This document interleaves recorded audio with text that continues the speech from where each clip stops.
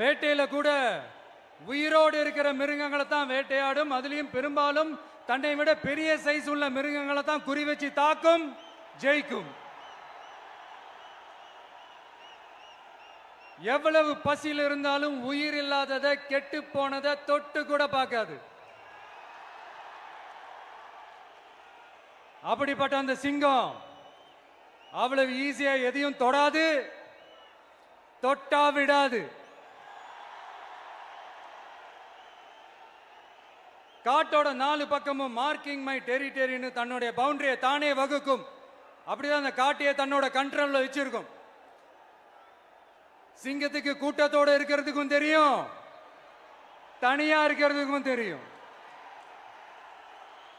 அப்படியே தனியா வரணும்னு நினைச்சாலும் அஞ்சாம அலட்டிக்காம சும்மா கெத்தா தனியா வந்து அத்தனை பேருக்கும் தண்ணி காட்டும். எப்போ எதிலையும் தன்னோட தனித்தன்மையை இழக்கவே இழக்காது. Yes, a lion is always a lion.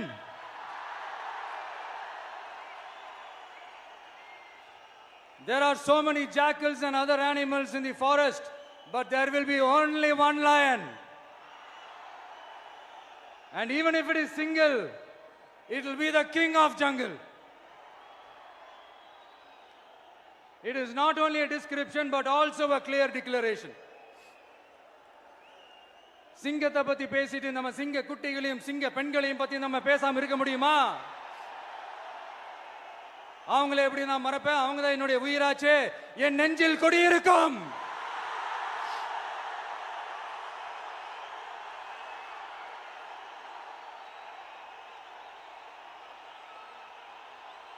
என்னுடைய தோழர்களுக்கும் தோழிகளுக்கும்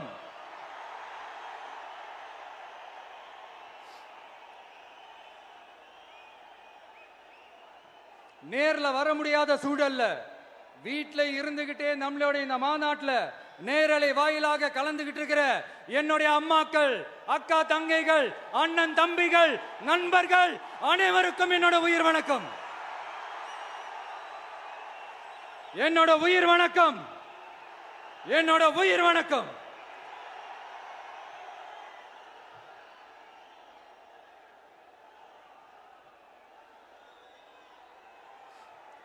வீரம் விளையும் மாமதுரை மண்ணை வணங்குகிறேன்.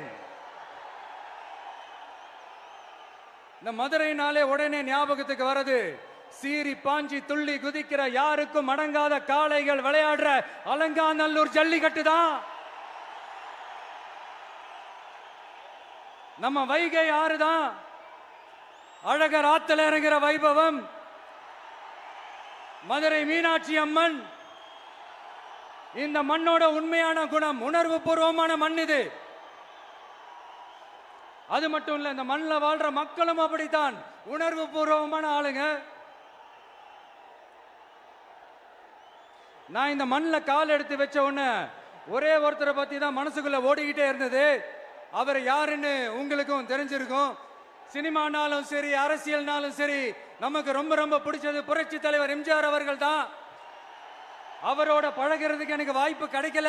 ஆனா அவரை மாதிரியே குணம் கொண்ட என்னுடைய அண்ணன் புரட்சி கலைஞர் கேப்டன் விஜயகாந்த் அவர்களோட பழகிறதுக்கு எனக்கு நிறையவே வாய்ப்பு கிடைச்சது.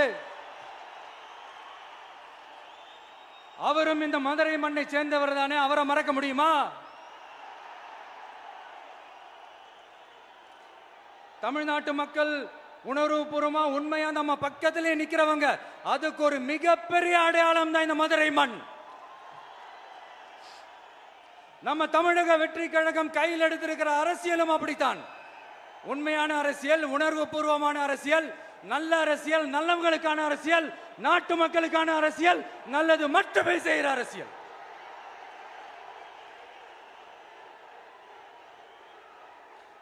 இதோ நம்மளுடைய இந்த 2வது மாநில மாநாடு வாகை சூடும் வரலாறு திரும்புகிறது.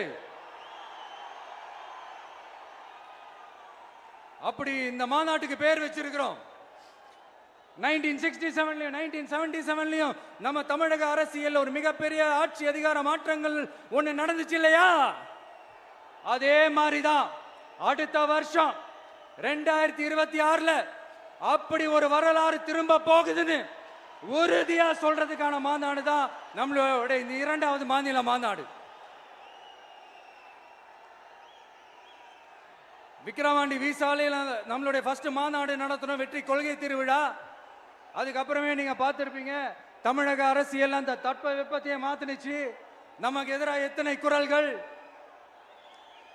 ஆனா உங்களுக்கு தான் நம்மளை பத்தி நல்லா தெரியுமே, எந்த குரலையும் காதலையே போட்டுக்காம மக்களோட குரலை மட்டுமே கேட்டுக்கிட்டு நமக்கு எதிராக வர அத்தனை கூக்குரல்களையும் சின்னதா ஒரு சிரிப்போடவே கடந்து வந்திருக்கிறோம். அது இல்லாம நம்ம மாநாட்டில் ஒலிக்கிற இந்த குரல் இந்த ஒற்றை தமிழ் மகனோட குரல் மட்டுமல்ல, ஒட்டுமொத்த தமிழ்நாட்டு மக்களுடைய குரல்.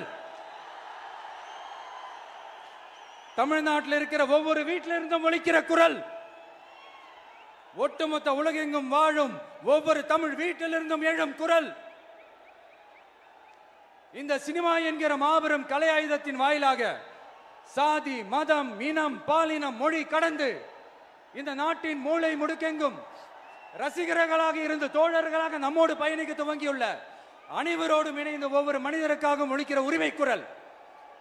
மாநில உரிமைக்காக, பெண் உரிமைக்காக, சமூக நீதிக்காக, சமநீதிக்காக, மதச்சார்பின்மைக்காக உண்மையா ஒலிக்கிற குரல். அதனால் இந்த குரலுக்கு எதிராக இன்னும் இன்னும் எத்தனை எத்தனை குரல்கள் வந்தாலும் ஓங்கி ஒலிக்குமே தவிர ஒரு நாளும் ஓயவே ஓயாது. Yes, it is an unstoppable voice, an unstoppable force.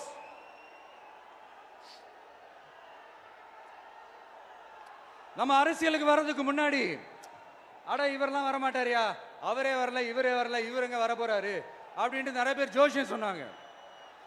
அப்புறம் நம்ம கட்சியினுடைய பேர் அறிவிச்சதுக்கு அப்புறம் பேரு தானே அறிவிச்சிருக்கிறாரு, மக்கள் கிட்ட பேர் வாங்கணும்ல, அதெல்லாம் முடியாதுன்னாங்க.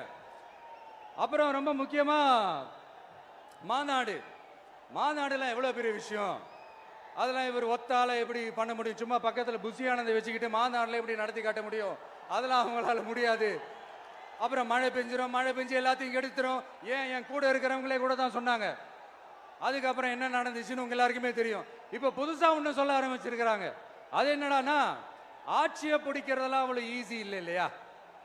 இப்ப அதெல்லாம் விட்டாங்க, இப்ப இங்க வந்துட்டாங்க. இவர் நேரா ஷூட்டிங்ல இருந்து வருவாராம், வந்து ஆட்சியை பிடிப்பாராம். அது எப்படி இவராலே முடியும், அவராலேயே முடியல, இவராலேயே முடியல, அவருக்கு அத்தனை வருஷம் ஆச்சு, இவராலே எப்படி முடியும் ஒரு பக்கம். இன்னொரு பக்கம் கூட்டம் எல்லாம் ஓகே தான், அது எப்படி ஓட்டா மாறும் அப்படின்றது இன்னொரு பக்கம். இப்படி கதை, திரைக்கதை, வசனம், இயக்கம், பாடல்கள்,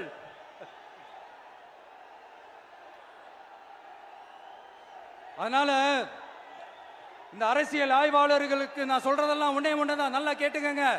இந்த விஜய் ஏதோ இந்த பல லட்சம் பேர் கூடுற கூட்டத்தில் மட்டுமே இருக்கிறாரு அப்படின்னு மட்டும் தப்பு கணக்கு போட்டாதீங்க. ஏன்னா நம்மளுடைய இந்த கூட்டம் வெறும் ஓட்டா மட்டும் இல்லைங்க, வரப்போற தேர்தலில் மக்கள் விரோத ஆட்சியாளர்களுக்கு நாம வைக்க போற வேட்டா, நம்மளை கோட்டைக்கு அனுப்ப போற ரூட்டா இருக்க போதுன்னு சீக்கிரமாவே தெரிஞ்சுப்பீங்க.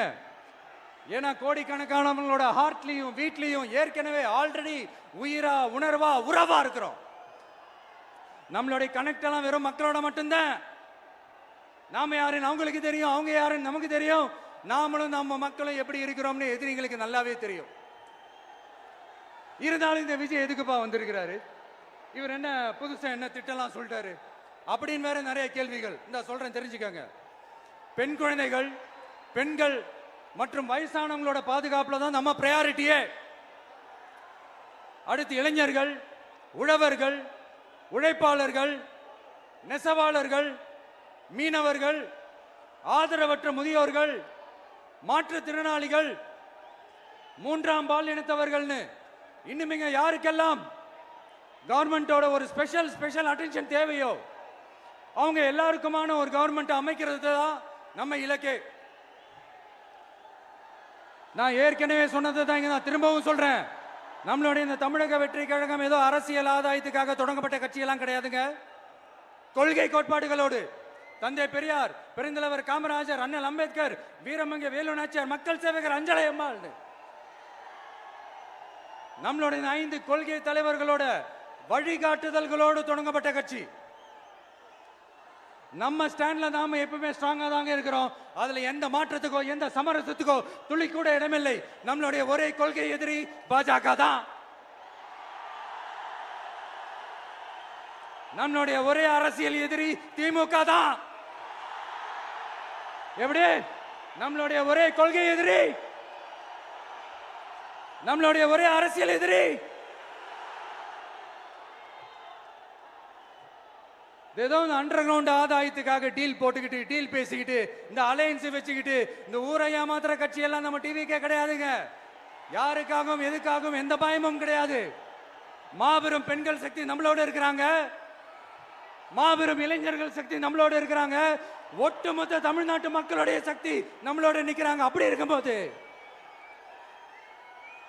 இந்தியாவில் இருக்கிற எல்லா ஸ்டேட்லயும் வாழ்ற நம்ம தமிழ் நெஞ்சங்கள் மட்டும் இல்ல, உலகம் பூரா 100க்கும் மேலான நாடுகள்ல வாழ்ற நம்ம தாய் தமிழ் உறவுகள் எல்லாருமே என்ன விஜய் தளபதி விஜய் இல்லனா விஜய் தளபதி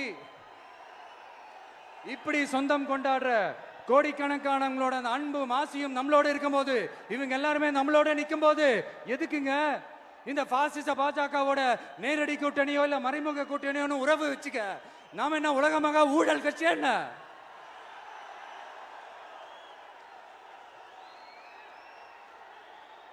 நம்மளை பத்தி சின்னதா ஒரு உண்மை ஒண்ணு சொல்லலாமா?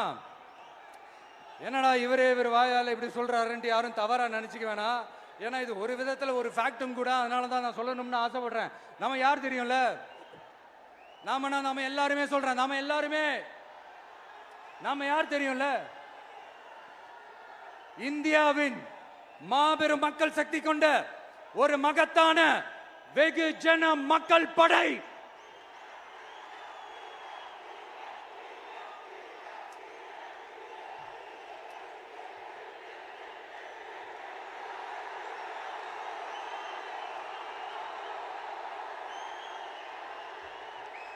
அதனால நம்ம தலைமையில நாம் அமைக்க போற இந்த உண்மையான மக்களாட்சிக்கான அச்சாரமாக மாபெரும் மக்கள் சக்தியை அணி அணியாக நம்மளோட திரண்டு நிக்கிறப்போ இந்த அடிமை கூட்டணியில சேர வேண்டிய அவசியம் நமக்கு எதுக்குங்க?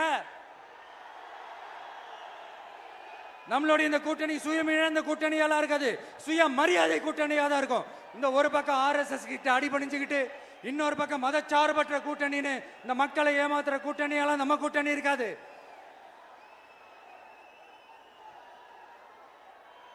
நான் இப்பவும் சொல்றேன், நம்மளை நம்பி வர்றவங்களுக்கு ஆட்சியிலும் அதிகாரத்திலும் உறுதியாக பங்களிப்பு செய்யப்படும். உடனே இந்த கேள்விகள்லாம் வரும். அப்ப யாரு கூட்டணி, யாரு வரா, யாரு போறா, இந்த கேள்விகள்லாம் வரும். இந்த கேள்விகளுக்கெல்லாம் ஒரே ஒரு பதில் தான், சஸ்பென்ஸ்ல சஞ்சாரம் செய்யுங்க. ஆனா ஒண்ணு, 2026ல 2 பேருக்கு நடுவுல தான் போட்டியே. ஒன்னு TVK, இன்னொன்னு DMK. இந்த போட்டி எப்படி இருக்க போதுன்னா, இந்த அலையன்ஸை வச்சு எப்படியாவது நம்ம தப்பிச்சிடலாம். என்ன இந்த பழைய இந்த மேத்தமேட்டிக்ஸ் அரித்மேட்டிக்ஸ் இதெல்லாம் வச்சு எப்படியாவது நம்ம தப்பிச்சிடலாம் அப்படின்னு நினைக்கிறவங்களோட அந்த கனவு ஒரு நாளும் மைப்படாது. சரி, இப்ப நம்ம வேற ஒரு ஏரியாவுக்கு ஒண்ணு வருவோம். எதிர்காலம் வரும், என் கடமை வரும், இந்த கூட்டத்தின் ஆட்டத்தை ஒழிப்பேன்.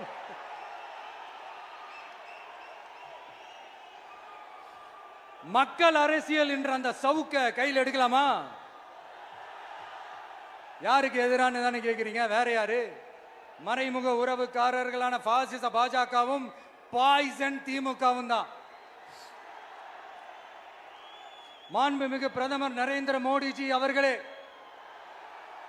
3வது முறையா ஒன்றியத்தோட ஆட்சி அதிகாரத்தை நீங்க தானே கையில் வச்சிருக்கிறீங்க. இல்ல, நாங்க தெரியாம தான் கேட்கிறோம்.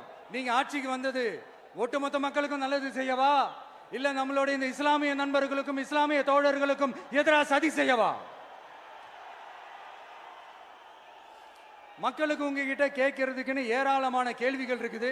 அதனால அவங்க சார்பா அவங்கள ஒருத்தனா அவங்களோட ஒரு உண்மையான ஒரு பிரதிநிதியா உங்ககிட்ட சில கேள்விகள் கேட்கணும். மிஸ்டர் பிரைம் மினிஸ்டர் அவர்களே, நம்ம தமிழ்நாட்டு மீனவர்கள் கிட்டத்தட்ட ஒரு 800 பேருக்கு மேல இலங்கை கடற்படையால தாக்கி அழிக்கப்பட்டிருக்கிறாங்க. அதை கண்டிக்கிறதுக்காக உங்களை பெருசா எதுவும் செய்ய சொல்லல, சின்னதா ஒண்ணே ஒண்ணு மட்டும் செஞ்சு கொடுங்க. இனிமேலாச்சும் எங்களுடைய மீனவர்கள் பாதுகாப்பா இருக்கிறதுக்காக இந்த கச்சத்தீவை இலங்கை கிட்ட இருந்து மீட்டு கொடுத்துருங்க, அது போதும். உங்களுடைய இந்த முரட்டு பிடிவாதத்தால நீங்க நடத்துற இந்த நீட்டு தேர்வு, அதனால இங்க என்னென்ன நடக்குதுன்னு சொல்றதுக்கே மனசு வலிக்குது. அதனால அந்த நீட்டு தேர்வு தேவையில்லைன்னு அறிவிச்சிருங்க, அது போதும். செய்வீர்களா திரு நரேந்திரபாய் தாமோதர் மோடிஜி அவர்களே? எங்களுக்கு என்னென்ன தேவையோ என்னென்ன நல்லதோ அதெல்லாம் செய்ய மாட்டேங்கிறீங்க. ஆனா ஆட்சி அதிகாரத்தை மட்டும் கையில வச்சுக்கிட்டு மக்களை ஏமாத்த நேரடியாக ஒரு பாசிச பாஜக அடிமை கூட்டணி ஒண்ணு, அடுத்து உங்களோட இந்த மைனாரிட்டி ஆட்சியை ஓட்டுறதுக்காக மறைமுகமாக RSS அடிமை குடும்பம்னு இன்னொரு கூட்டணி. இப்படி மக்கள் சக்தியே இல்லாத இந்த ஊழல் கட்சிகளை மிரட்டி அடிபணிய வச்சு 2029 வரைக்கும் சொகுசு பயணம் போயிடலாம்னு திட்டம் தீட்டி வச்சிருக்கிறீங்க. அதானே ஜி? என்ன ஜி? ஒண்ணு மட்டும் சொல்றேன், தெரிஞ்சுக்கங்க. என்னதான் நீங்க இந்த நேரடி மறைமுக கூட்டணின்னு குட்டிகரணம் போட்டாலும் தாமரை இலையில தண்ணியே ஒட்டாது. தமிழக மக்கள் மட்டும் எப்படி ஒட்டுவாங்க?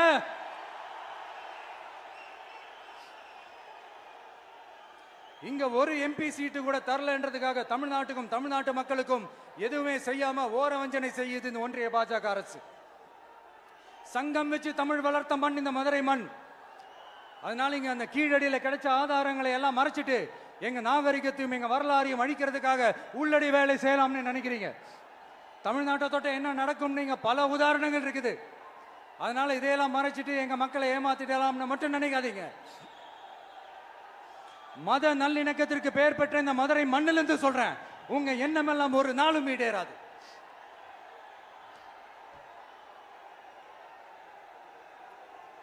எம்ஜிஆர்னா யார் தெரியும்ல? அவர் மாஸ்னா என்னன்னு தெரியும்ல? அவர் உயிரோடு இருக்கிற வரைக்கும் அந்த CM சீட்டை பத்தி ஒருத்தராலையும் நினைச்சு கூட பார்க்க முடியல, கனவு கூட காண முடியல. எப்படியாவது அந்த CM சீட்டை என்கிட்ட கொடுத்துருங்க, என் நண்பர் எம்ஜிஆர் திரும்ப வந்ததுக்கு அப்புறம் நான் திருப்பி கொடுத்துறேன்னு தன்னோட எதிரியை கூட மக்கள் கிட்ட கெஞ்ச வச்சவர் எம்ஜிஆர். எப்படி கெஞ்ச வச்சவர்? அதனால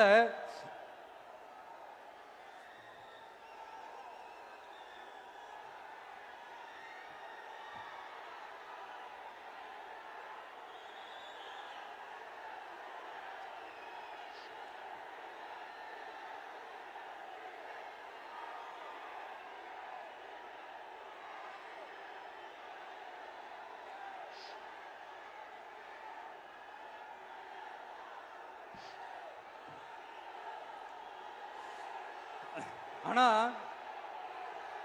இப்போ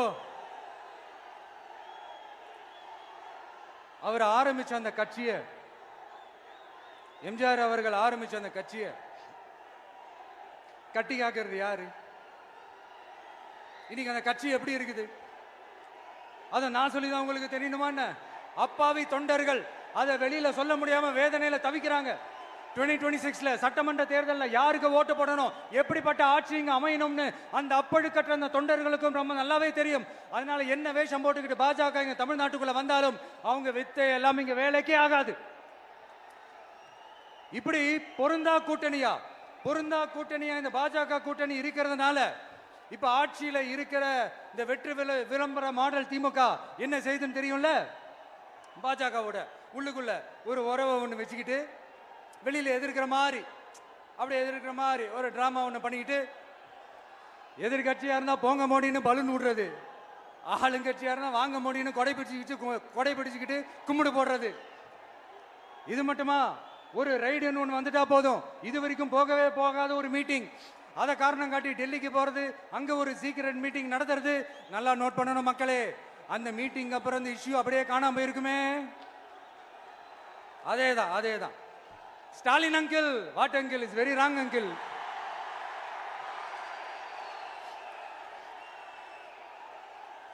இப்படி தமிழ்நாட்டில் இப்ப நடக்கிற இந்த ஆட்சியினுடைய லட்சணத்தை பார்த்துக்கிட்டு நாம எப்படி சும்மா இருக்க முடியும்? ஒரு தவறு செய்தால், அது தெரிந்து செய்தால், அவர் கபட நாடக மு.க. ஸ்டாலின் அங்கிளாகவே இருந்தாலும், அங்கிள் உங்களுக்கு மனசாட்சின்னு ஒன்று இருந்துச்சுன்னா நாங்க கேட்கிற கேள்விகளுக்கு மட்டும் கொஞ்சம் பதில் சொல்லுங்க அங்கிள். நீங்க நடத்துற இந்த ஆட்சியில நேர்மை இருக்கா? நியாயம் இருக்கா? ஊழல் இல்லாம இருக்கா? சட்டம் ஒழுங்கு சரியா இருக்கா? பெண்களுக்கு பாதுகாப்பு இருக்கா? பொதுமக்களுக்கு பாதுகாப்பு இருக்கா? இயற்கை வளங்களுக்கு பாதுகாப்பு இருக்கா? சொல்லுங்க மை டியர் அங்கிள், சொல்லுங்க. டாஸ்மாக்ல மட்டுமே இது வரைக்கும் 1000 கோடிக்கு மேல ஊழல்னு சொல்றாங்க. அதுல மட்டுமா தப்பு நடக்குது? வேற எதுல தான் நடக்கல? உலகத்திலே மிஸ்டர் கிளீன் ரெக்கார்ட்ஸ் எல்லாம் உங்களுக்கும் உங்க கூட இருக்கிறவங்களுக்கும் மட்டும்தான் அங்கிள் கொடுக்கணும். இதை பார்த்து வாயே இல்லாத ஊரு கூட வயிறு வலிக்கு சிரிக்குது. பெண்களுக்கு 1000 ரூபாய் கொடுத்துட்டீங்கன்னா போதுமா அங்கிள்? அப்படியே அது மூடி மறைச்சிடலான்னு பாக்குறீங்களா? படிக்கிற இடத்துல, வேலைக்கு போற இடத்துல, வெளியில போற இடத்துலன்னு அவங்களுக்கு பாதுகாப்பே இல்லைன்னு ஒட்டுமொத்த பெண்களும் கதறாங்க. அந்த கதறல் சத்தம் ஏதாவது உங்க காதுல கேக்குதா அங்கிள்? இதுல வேற உங்க அப்பான்னு கூப்பிடுறாங்கன்னு வேற சொல்றீங்க. What is this uncle? Is very very wrong uncle, is very very wrong. பெண்களுக்கு மட்டுமா பொய் வாக்குறுதி கொடுத்து ஏமாத்துறீங்க?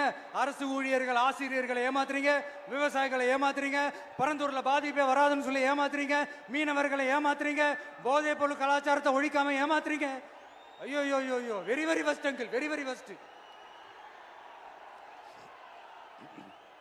எப்படி கேட்டாலும் இவங்க கிட்ட இருந்து எந்த பதிலும் வரப்போறதில்லை. ஏன்னா இருந்தா தானே. இப்ப ஆட்சியில இருக்கிற நம்மளுடைய அங்கிள் பதில் சொல்றது இருக்கட்டும். மக்களை நீங்க சொல்லுங்க, நீங்க உண்மையை சொல்லுங்க. செய்வோம் செய்வோம் செய்வோம் செய்வோம்னு சொன்னாங்களே, சொன்னதெல்லாம் செஞ்சாங்களா? உங்களை தான் கேக்குறேன், சொன்னதெல்லாம் செஞ்சாங்களா? சத்தமா சத்தமா மை டியர் அங்கிள், கேக்குதா? மக்களோட சத்தம் கேக்குதா? இது வெறும் சாதாரணமான முழக்கம் தான். கூடிய சீக்கிரம் மக்களை போய் சந்திக்க போறேன், அவங்களோட மனசு விட்டு பேச போறேன். அதுக்கப்புறம் இந்த சாதாரணமான முழக்கம் இடி முழக்கமா மாறும். அத்தோட நிக்காது. அந்த இடி முழக்கம் தமிழ்நாட்டோட போர் முழக்கமா மாறும். அந்த போர் முழக்கம் உங்களை ஒரு நிமிஷம் கூட தூங்க விடாது. நடக்குதா இல்லையான்னு பாருங்க. என்னடா இவன் இவ்வளவு ஸ்ட்ராங்கா சொல்றானேன்னு பாக்குறீங்களா? எல்லாரும் கட்சி ஆரம்பிச்சதுக்கு அப்புறம் தான் ஒவ்வொரு வீட்டுக்குள்ளேயும் போறதுக்கு ட்ரை பண்ணுவாங்க. ஆனா நாங்க அப்படி இல்லை. ஒவ்வொரு வீட்டுக்குள்ளேயும் போனதுக்கு அப்புறம் தான் கட்சியாவே ஆரம்பிச்சிருக்கிறோம்.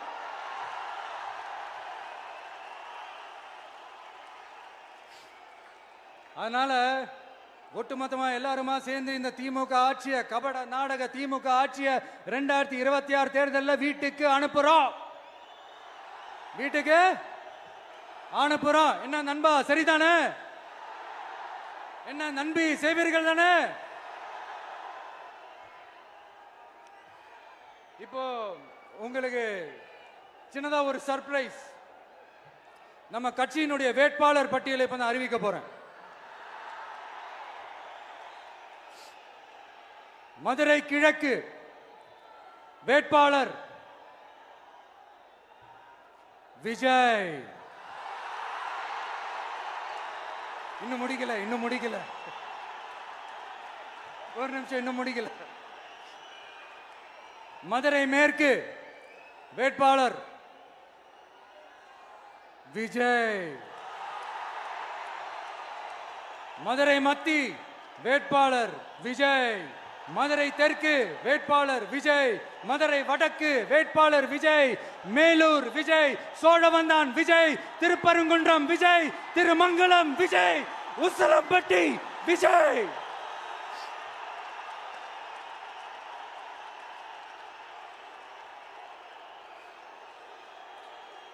என்னடா எல்லா தொகுதியிலையும் ஒரே வேட்பாளர்னு பாக்குறீங்களா?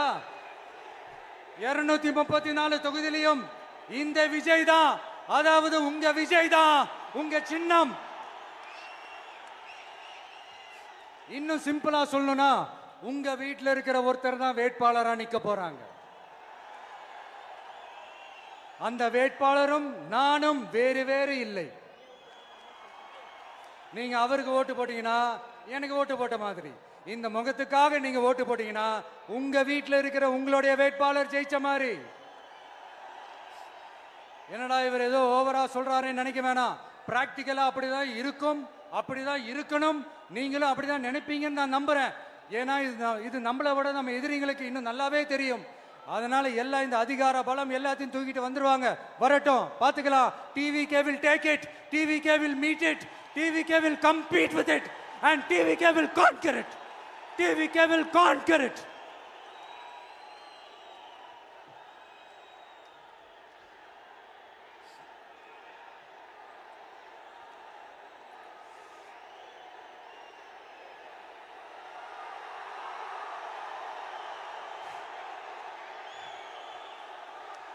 நம்ம மனசுல இருக்கிறத மக்கள் கிட்ட சொல்லி ஆகணும்.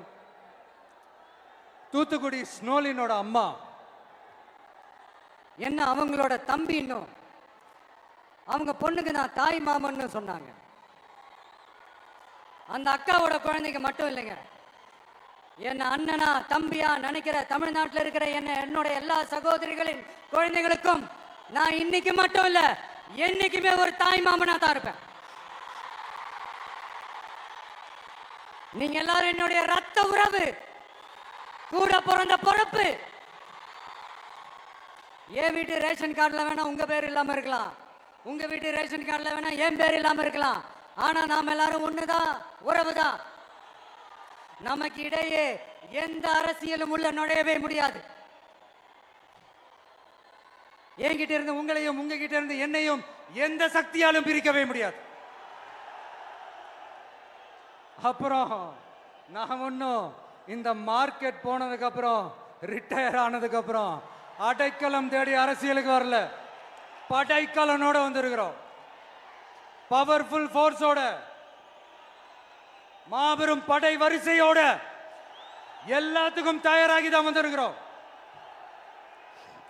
இவ்வளவு தயாரா நாம அரசியலுக்கு வர்றதுக்கு ரொம்ப ரொம்ப முக்கிய காரணம் ஒன்று இருக்கு. அது என்ன தெரியுமா? நன்றி கடன், நன்றி கடன், நன்றி கடன். கிட்டத்தட்ட ஒரு 30 வருஷமா, 30 வருஷத்துக்கு மேல நீங்க தான், நம்ம மக்கள் தான் என் கூட நிக்கிறீங்க, எனக்காக நிக்கிறீங்க, என்னை தாங்கி பிடிக்கிறீங்க, மனசுல ஏந்தி பிடிக்கிறீங்க, தாய் அன்போட மடியில ஏந்திக்கிறீங்க. உண்மையை சொல்லணும்னா வேற யாரை விடவும் எனக்கு இந்த அன்பையும் ஆதரவையும் கொடுத்துருக்கிறீங்க. என் மேல உயிரையே வச்சிருக்கிறீங்க. என்ன உங்க வீட்டுல ஒருத்தனாவே ஆக்கிட்டீங்க. நீங்க எனக்கு கடவுள் கொடுத்த வரம்.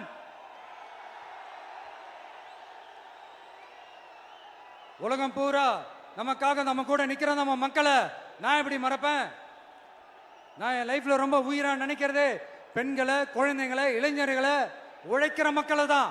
இவங்க தான் நம்மளோட வகைரா.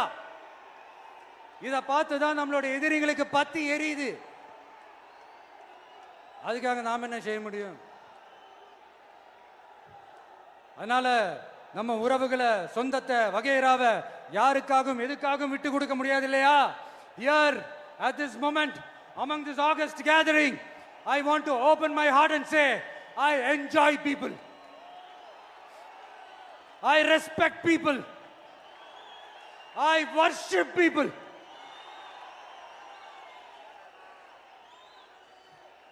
சரிப்பா, இவ்வளவு செஞ்ச நம்ம மக்களுக்கு நன்றி கடனா உன்னால முழுமையா செலுத்த முடியுமான்னு கேட்டா சத்தியமா சொல்றேன், என்னால முடியாதுதான். இன்னும் எத்தனை ஜென்மம் எடுத்தாலும் அந்த நன்றி கடனை என்னால தீர்க்கவே முடியாது. அப்புறம் என்ன மானாவுக்கடா நீ வந்திருக்கா தானே கேக்குறீங்க? மைண்ட் வாய்ஸ் கேட்ட மாதிரி. வாழ்நாள் முழுக்க நம்ம மக்களுக்காக ஆதரவா துணையா நிக்கிறத தவிர, அவங்களுக்காக உழைக்கிறத தவிர எனக்கு வேற எந்த எண்ணமும் இல்லை. எனக்கு இப்ப வேற வேலையும் இல்லை. இனிமே எனக்கு இதுதான் என் வேலையே. என் கடன் இனி என் மக்களுக்கு பணி செய்து கிடப்பதே. இப்படியா ஹார்ட் டு ஹார்ட் யதார்த்தமா பேசிய பழகிட்டோம். இதுக்கு மேலேயும் எனக்கும் மக்களுக்கும் இடையே இருக்கிற அந்த உறவை பத்தி நான் பேச ஆரம்பிச்சேன்னா ஒரு மாதிரி எமோஷனல் ஆயிடுவேன். அப்புறம் அதை கண்ட்ரோல் பண்றது ரொம்ப கஷ்டம். அதனால என்ன மனசார நேசிக்கிற நம்ம மக்களுக்கு ஒன்னே ஒன்று சொல்றேன். இந்த விஜய் உங்க விஜய், உங்களுக்கான விஜய், உங்களுக்காக மட்டுமே இருக்கிற விஜய்.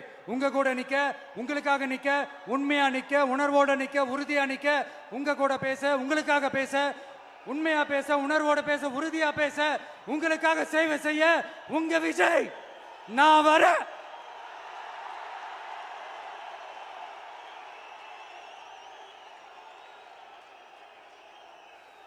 சொல்லல முக்கியம், செயல் செயல் செயல் தான் முக்கியம். செய்கை தான் சும்மா சிறப்பா இருக்கணும். இந்த ஆட்சிக்கு வந்தேன்னா சும்மா அது செய்வேன், இது செய்வேன், நல்லது செய்வேன், உருட்டுவேன், புரட்டுவேன், அதெல்லாம் கிடையாது. செய்யறதுக்கு நல்லது செய்யறதுக்கு நல்லது செய்யறதுக்கு மட்டும்தான் இந்த விஜய். அப்புறம் ஒரு அரசியல் தலைவன் அவன் சினிமாக்காரனா, நல்லவனா, கெட்டவனா, இதெல்லாம் தாண்டி அவன் உண்மையானவனா, அதுதான் ரொம்ப ரொம்ப முக்கியம். இது சம்பந்தமா ஒரு குட்டி கதை ஒன்று சொல்றேன். ஒரு நாட்டில் ஒரு ராஜா தனக்கு பக்கபலமா இருக்கிறதுக்காக, கூட துணையா இருக்கிறதுக்காக ஒரு தளபதியை தேடுறாரு. சரியான தகுதிகளோட ஒரு 10 பேர் செலக்ட் ஆகுறாங்க. ஆனால் அதில் ஒருத்தர் மட்டும் தான் செலக்ட் பண்ணணும். அதனால அந்த ராஜா என்ன பண்றாருன்னா ஒரு டெஸ்ட் வைக்கிறாரு. அந்த 10 பேர் கையிலையும் விதை நெல்லை கொடுத்து இதை நல்லா வளர்த்து கொண்டு வாங்க, ஒரு 3 மாசம் கழிச்சு வாங்கன்னு சொல்லி அனுப்பி வச்சிடுறாரு. 3 மாசம் கழிச்சு வரும்போது அதில் ஒருத்தர் ஆள் உயரத்துக்கு வளர்த்துருந்தாரு, ஒருத்தர் தோல் உயரத்துக்கு வளர்த்துருந்தாரு. அதில் ஒரு 9 பேரும் நல்லா வளர்த்து கொண்டு வந்திருந்தாங்க. ஒருத்தர் மட்டும் வெறும் தொட்டியோடவே வந்தார். என்னன்னு கேட்டதுக்கு, நானும் தண்ணி ஊற்றி ஊற்றி பார்க்குறேன், உரம் வச்சு வச்சு பார்க்குறேன், வளரவே மாட்டேங்குது ராஜா, என்ன பண்ணுறதுன்னு தெரியலன்னு சொன்னதுக்கு ராஜா அவரை கட்டி அணைச்சிக்கிட்டு, இனிமே நீதான் என்னுடைய தளபதி, எல்லா அதிகாரமும் உனக்கு தான் சொன்னார். ஏன்னா அந்த 10 பேர் கையிலையும் ராஜா கொடுத்தது அவித்த விதை நெல், அது முளைக்கவே முளைக்காது. அந்த 9 திருட்டு பயலும் என்ன பண்ணியிருக்காங்கன்னா வேற விதை நெல்ல வாங்கி அதை வளர்த்துட்டு ராஜாவையும் மக்களையும் ஏமாத்திருக்கிறாங்க. ஆனா இவர் மட்டும் உண்மையை போட்டு உடைச்சிட்டார். அதனால ஒரு நாட்டுக்கு திறமை எந்த அளவுக்கு முக்கியமோ அந்த அளவுக்கு உண்மையும் நேர்மையும் முக்கியம். இப்போ நீங்க எல்லாரும் தான் அந்த ராஜா. நீங்க தேர்ந்தெடுக்க போற அந்த தளபதி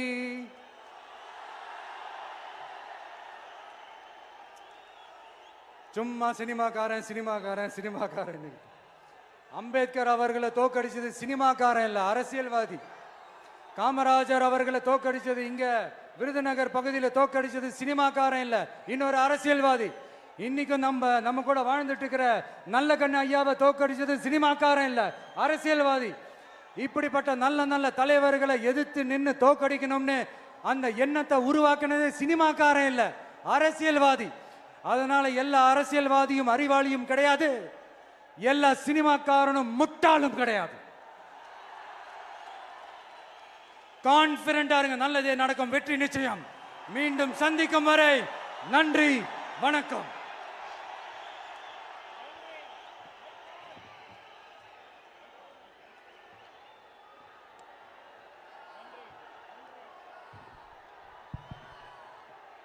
தமிழக வெற்றி கழகத்தினுடைய வெற்றி தலைவரின் வார்த்தைகள் நம்முடைய வேத வாக்காக எடுத்துக்கொண்டு நிறைவேற்றுவோம். கட்டுக்கடங்காத கூட்டத்தின் நலன் கருதி தீர்மானங்கள் தனியாக வெளியிடப்படும் என்று சொல்லி நன்றி உரை தருகிறார் நம்முடைய மாவட்ட செயலாளர் அண்ணன் தங்கப்பாண்டி அவர்கள். தமிழக வெற்றி கழகத்தினுடைய வெற்றி மாநாட்டில் தமிழக வெற்றி கழகத்தின் வெற்றி மாநாட்டில் சிறப்புரையாற்றிய அருமை அண்ணன் கழகத்தின் தலைவர் தளபதியார்களுக்கும் இந்த மாநாடுக்கு வருகை தந்துள்ள கழக தோழர்களுக்கும் மதுரை மாவட்டத்தின் சார்பாக நன்றி நன்றி நன்றி.